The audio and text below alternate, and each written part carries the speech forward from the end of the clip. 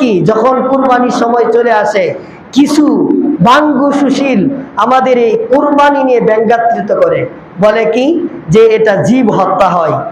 শুধু এটার বেলায় বলে জীব হত্যা, আসলে কুরবানির মাধ্যমে জীব হত্যা হয় না। দেখুন আমাদের দেশ আমরা যা দেখি, একটা গাভী বছরে একটা বাচ্চা দেয়, ঠিক না? কিন্তু পাশে একটা কুত্তা 5টা 6টা করে বাচ্চা দেয়। কিন্তু আপনারা দেখেন, যদি পুরা দেশে জরিপ করে দেখেন, কুকুরের সংখ্যা বেশি না গরুর সংখ্যা বেশি? নিশ্চিত গরুর সংখ্যা বেশি। কিভাবে বেশি হইল?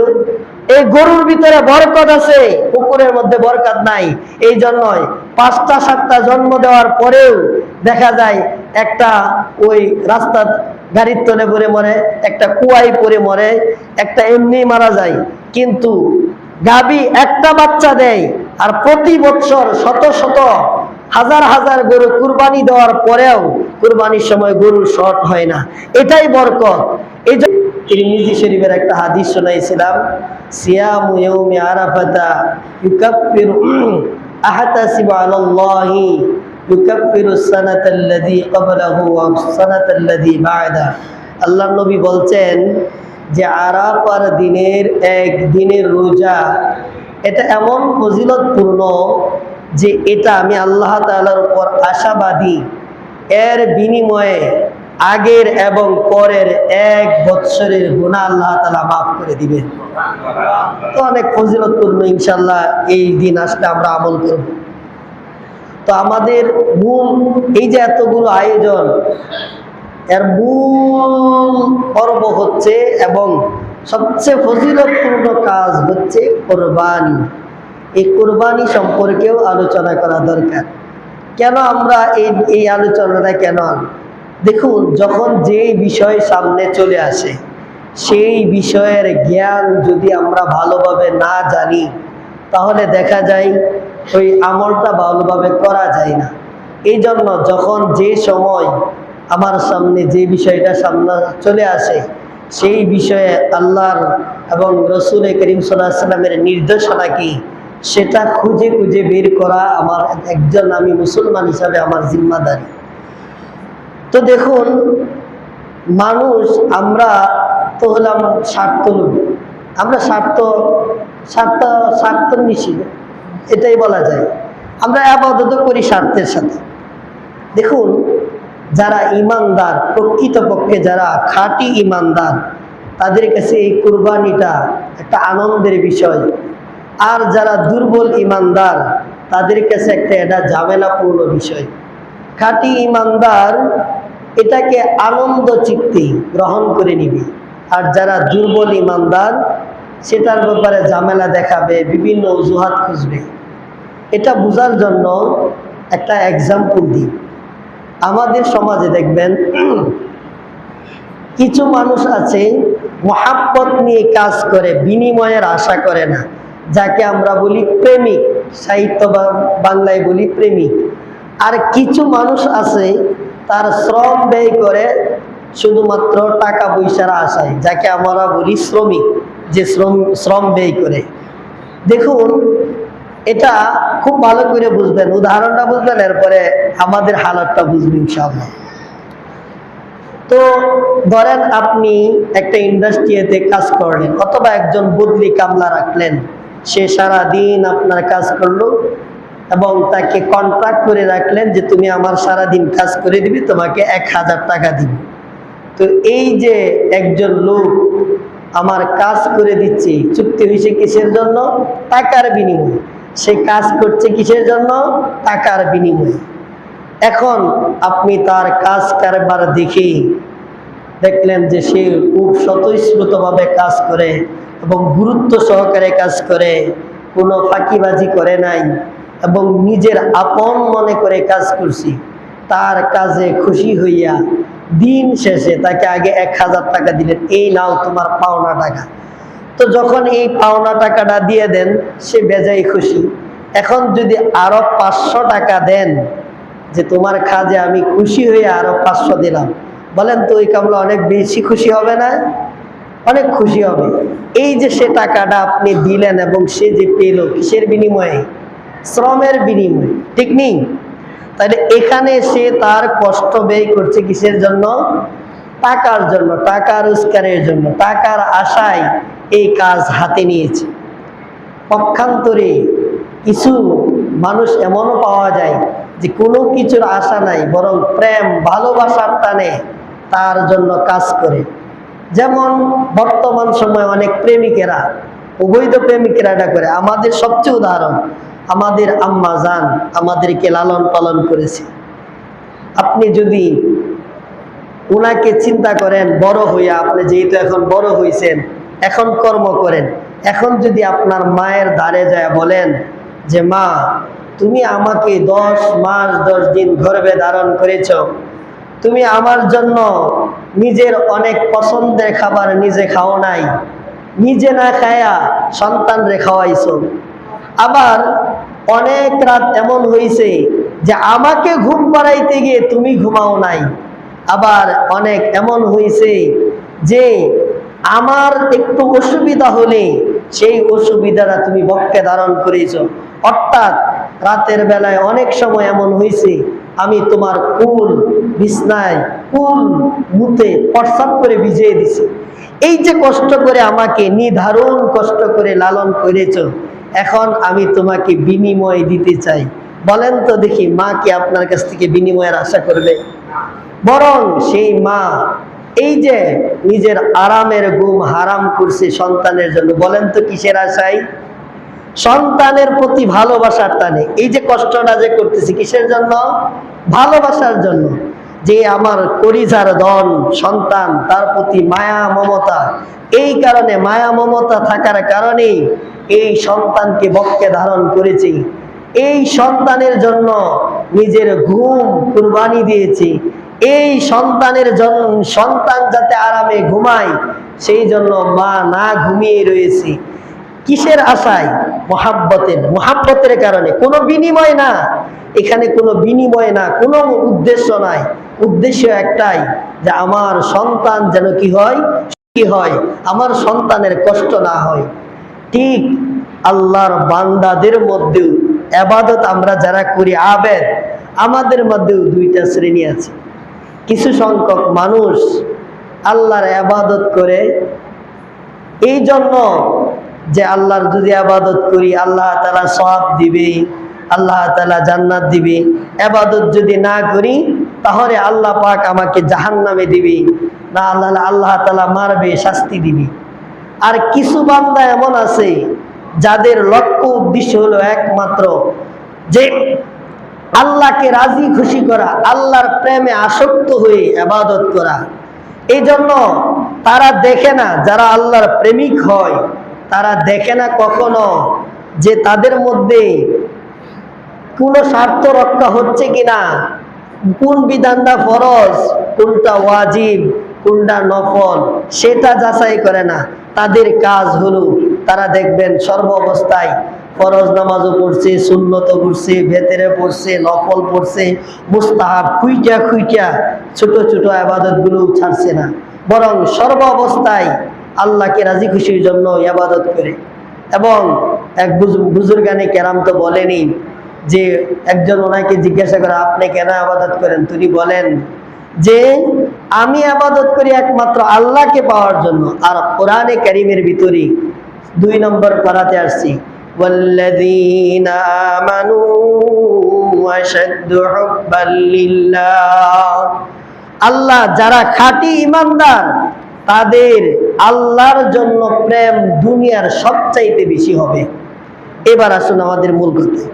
আরেক শ্রেণীর ইবাদত আছে, ইবাদত করতে গিয়া খুঁজে যে এই আমলটা করলে লাভ কতটুকু হবে। এই জন্য দেখবেন শবে বরাতের রাত্রে এবং শবে কদরের রাত্রিতে মসজিদ মুসল্লি দিয়ে ভরে যান। উদ্দেশ্য হলো বিরাট ফজিলত, শুধু লাভের আশায় আসে। তাইলে কেমন হয়ে গেল না? ঠিক একটু ভালো করে কথাগুলো বুঝবেন। এই কুরবানি আমাদের এই দুর্বল ইমানদার এবং সবল ইমানদারদের হালত বলতেছিলাম। কুরবানিকে সামনে নিয়ে আমাদের ইমানদারদের মধ্যেও 2টা হালত। যারা খাঁটি ইমানদার তাদের আল্লাহর হুকুম এই পশু জবের মধ্যে, এটা তো মূলত ইব্রাহিম আলাইহিস সালামের একটা সুন্নত, ইব্রাহিমের একটা স্মৃতিচারণ। ইব্রাহিম সন্তানের গলায় ছুরি চালাইছি, আর আপনি সম্পদের গলায় ছুরি চালাবেন। এই জন্য যারা খাঁটি ইমানদার তারা এটাকে কষ্টেরও মনে করে না এবং এটাকে ঝামেলাও মনে করে না। একটা পশু ক্রয় করার পরে দেখে না লাভ হইল না লস হইল, তাদের চিন্তা চেতনা এমন থাকে যে আমার তো কুরবানির জন্য বাছাইকৃত হয়ে গেছি। আর যারা দুর্বল ইমানদার তারা চিন্তা করে কুরবানি দিতে হইব, না দিলে মানুষে কি বলবে, ঝামেলা, টাকা পয়সা ম্যানেজ করতে হবে, বিভিন্ন কথাগুলো বলে। এখন আমরা কোন দলে আল্লাহ তাআলাই ভালো জানে, আমরা নিজেরাও জানি। আল্লাহ আমাদেরকে হেফাজত করুন। তো এই কুরবানি সংক্রান্ত বিষয় নিয়ে আজকের আমাদের আলোচ্য বিষয়। এই আলোচনাটা সূরা সাফফাত, আমরা গত জুমায় আলোচনা করছিলাম সূচনালগ্ন ইতিহাস। সেই যে হাবিল কাবিল থেকে কুরবানি সূচনা হয়েছিল, এরপরে প্রত্যেক যুগেই নবী করিম সাল্লাল্লাহু আলাইহি ওয়াসাল্লাম পর্যন্ত প্রত্যেক যুগেই কুরবানির এই প্রথা জারি ছিল। আল্লাহ রাব্বুল আলামিন এক আয়াতের মধ্যে বলেন, ওয়ালিকুল্লি উম্মাতিন জাআলনা মানসাকান লিয়াযকুরাসমাল্লাহ আলা মা রাযাকাহুম মিন বাহিমাতিল আনআম। এই কুরবানি কোনো নতুন কোনো বস্তু না, প্রত্যেকটা উম্মতের জন্যই আমি এই কুরবানির রীতিকে জারি রেখেছিলাম, এই কারণে যাতে তারা আল্লাহকে স্মরণ করতে পারে। আলা মা রাযাকাহুম মিন বাহিমাতিল আনআম, আমি তাদেরকে যে চতুষ্পদ জন্তু সম্পদের মালিক বানাইছি সেটা আল্লাহর রাস্তায় কুরবানি করার মাধ্যমে যেন আমাকে স্মরণ করতে পারে। এই জন্য যেরকম বাবা আদম থেকে নিয়ে সেই ঈসা আলাইহিস সালাম পর্যন্ত প্রতিটি জায়গায়, প্রতিটি যুগে, প্রতিটি কালে এই কুরবানিকে আল্লাহ তাআলা একটা সুন্নত হিসাবে স্বীকৃতি দিয়েছিলেন। এজন্য উম্মতে মুহাম্মাদিয়ারকেও এই জন্য বলা হচ্ছে, আল্লাহ রাসূল সাল্লাল্লাহু আলাইহি সাল্লামের মধ্যে ওহী নাযিল করে বুঝায় দিচ্ছে যে এটা নতুন কোনো বিষয় না।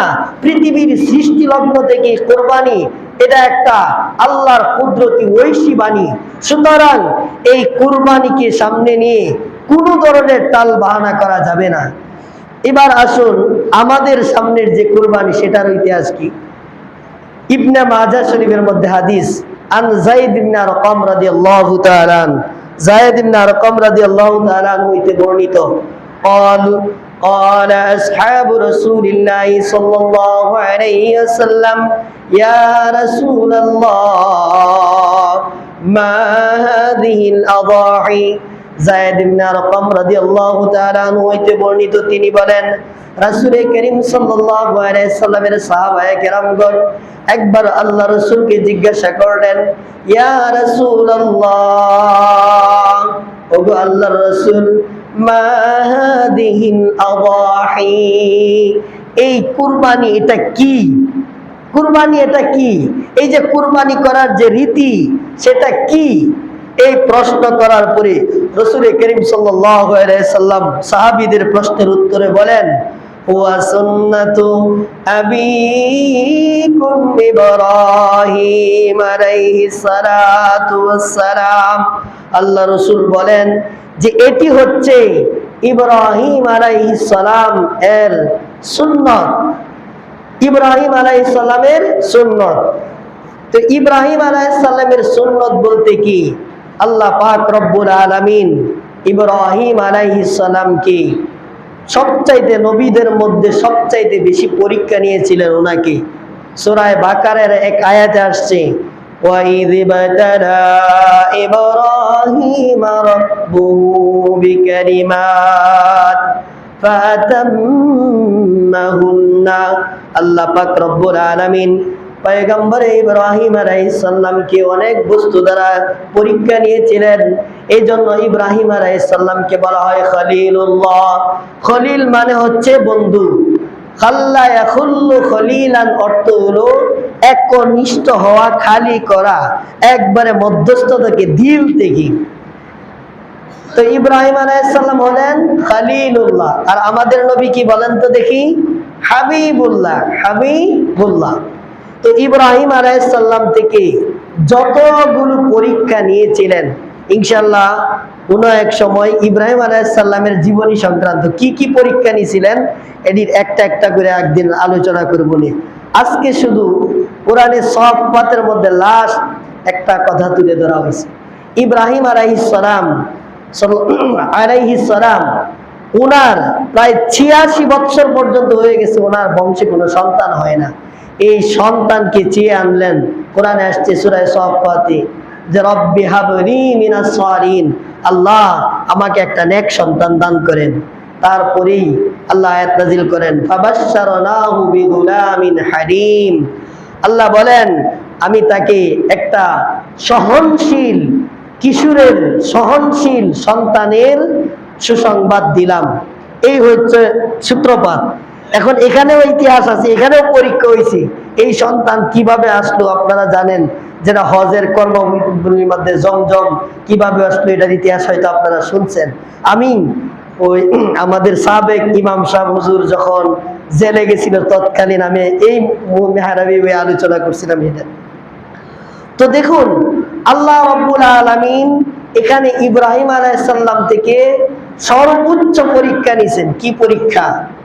যে পরীক্ষাটা আপনি আমার কাছ থেকে নিলে আমরা তো দূরের কথা, অনেক বুজুর্গানে কেরামের জন্য কঠিন হয়ে যেত। এই পরীক্ষাটা তখনই সম্ভব হয় যখন আল্লাহ প্রেম কারো অন্তরের মধ্যে ঢুকে থাকে। তো ইব্রাহিম আলাইহিস সালামকে স্বপ্নের মাধ্যমে দেখানো হলো। এটাই কোরআনে কারিমের মধ্যে আসছে ফালাম্মা বালাগা মা'আহুস সা'য়া ক্বালা ইয়া বুনাইয়া ইন্নী আরা ফিল মানামি আন্নী আযবাহুকা ফানজুর মাযা তারা।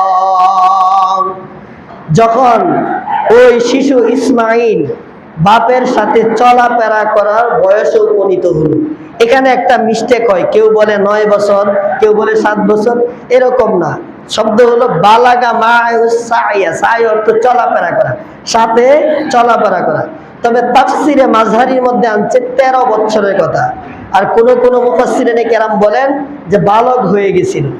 সেই সময় একদিন তার সন্তানের সাথে বলছে যে ইয়া বুনাইয়া, হে আমার ছেলে, ইন্নী আরা ফিল মানামি আন্নী আযবাহুকা ফানজুর মাযা তারা।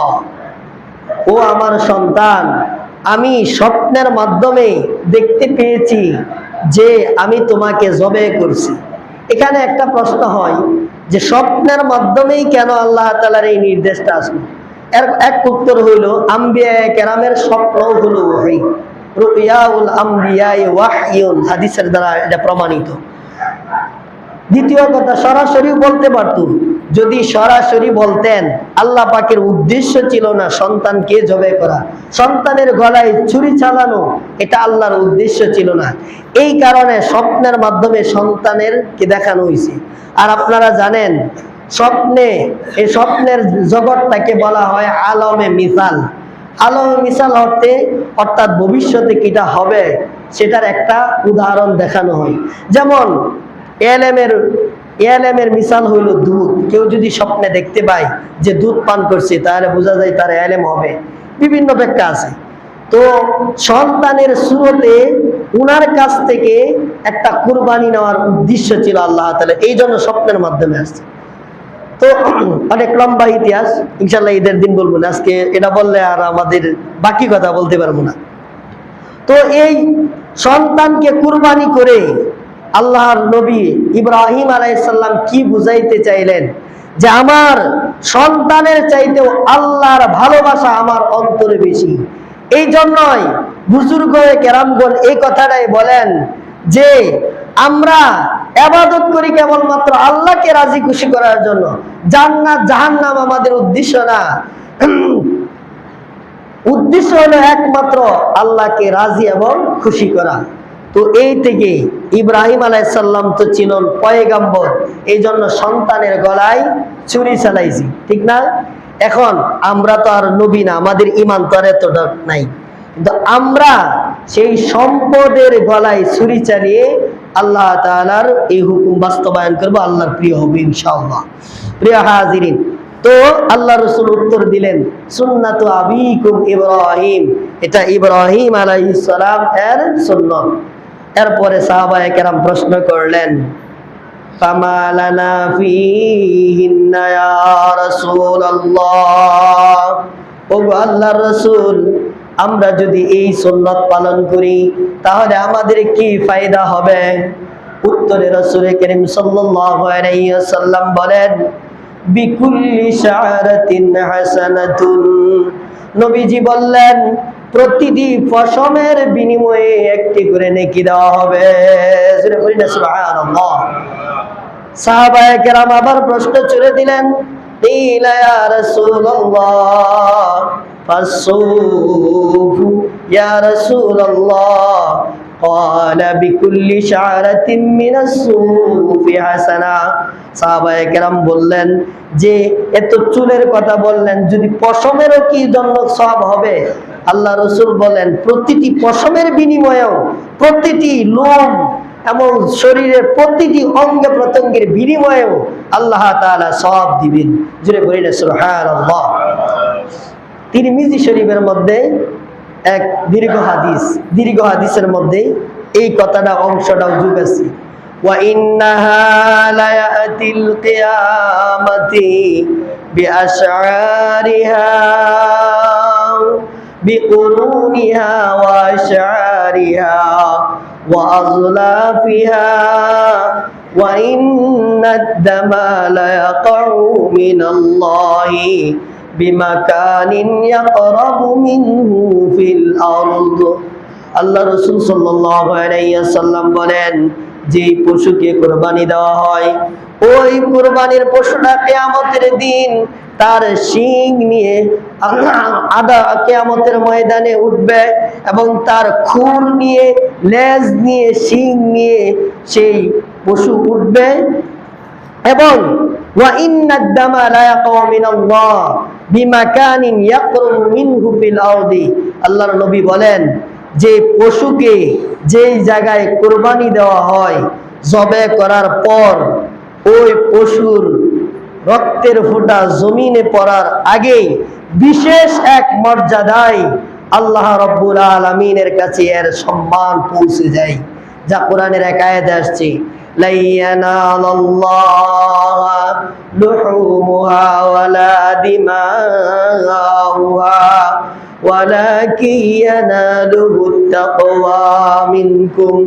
আল্লাহ তাআলার কাছে এই যে তোমাদের গোশত এবং রক্ত, এর কোনো কিছুই পৌঁছায় না, একমাত্র পৌঁছায় তাকওয়া।